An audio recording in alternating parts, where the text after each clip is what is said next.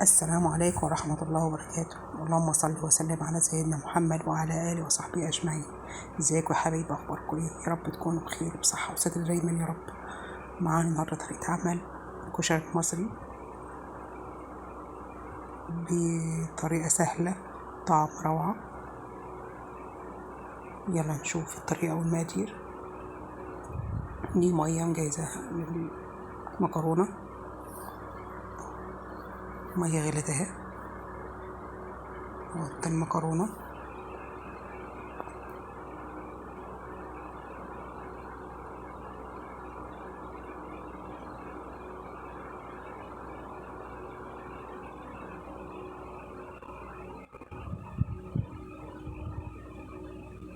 مقولكوش بقى طعم الكشري ده بصراحة. في بقى طرق جديدة هقولكوا عليها دلوقتي. كنت ناقعة حمص وعدس بجبة. تمام. معانا بصلة حمراء.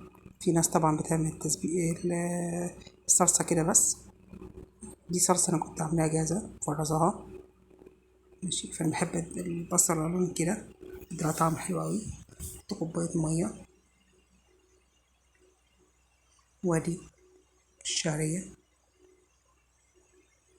حمرتها، وادي شوية الرز ومعاهم العدس بجبة. مقولكوش بقى بجد طيب جدا. حط عدس بجبة على الشعرية والرز. تمام.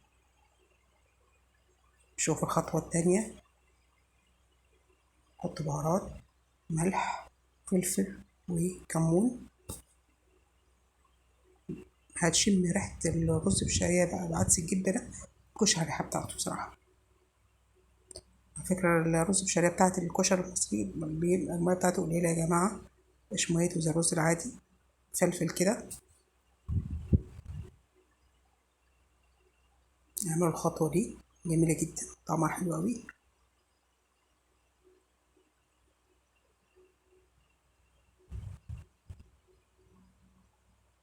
يجي على الخطوة التانية.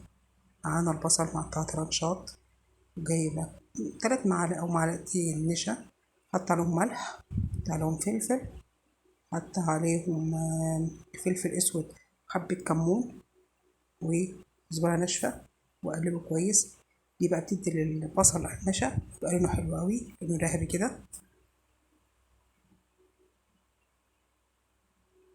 لو احتجت نحط كمان معلقتين نشا عادي، أو لو عندكيش نشا حط دقيق. هري الزيت من هنا، حمر حبة بحبة عشان ميبقاش كتير في الطاسة. متنسوش بقى تدعموا القناة، اشتراك، تفعيل الجرس، وكومنت حلو منكم. عاوزة بقى ايه؟ لايكات.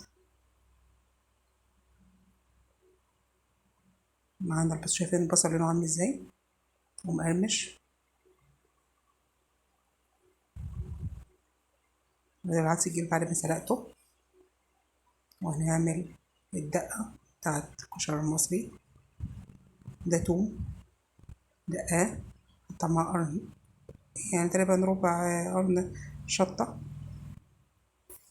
هي كانت عندي حمرا مش خضرا.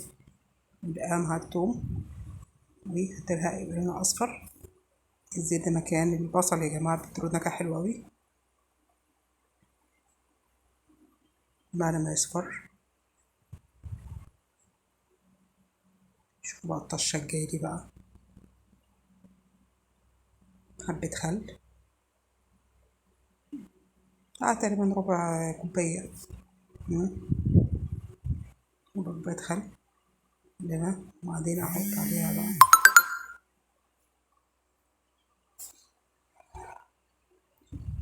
شوية صلصة من عاملاها.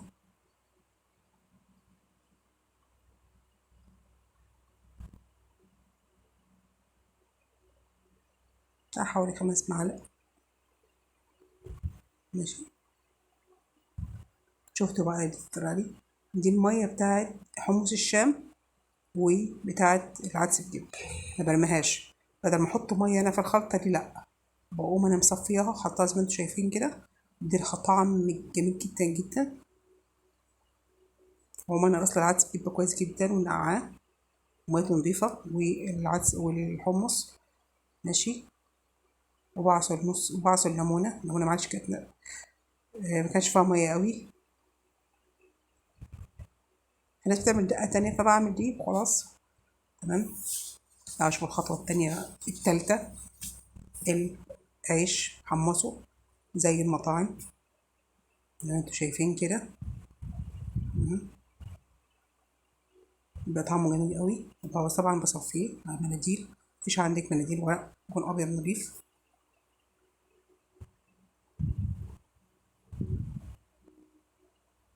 برضو الزيت ده كان بصل، هو زيت نضيف جدا مش في حاجة.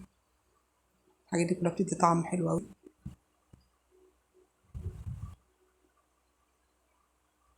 اقعد اقلب فيه يا جماعة وهدي النار نص، طب يعني لا تبقى عالية ولا واطية، فاهمني. وادي بقى ده الشكل النهائي. شايفين عامل ازاي؟ تيجي بقى الاشتراك في القناة وتفعيل الجرس، كومنت حلو منكم. السلام عليكم ورحمة الله وبركاته.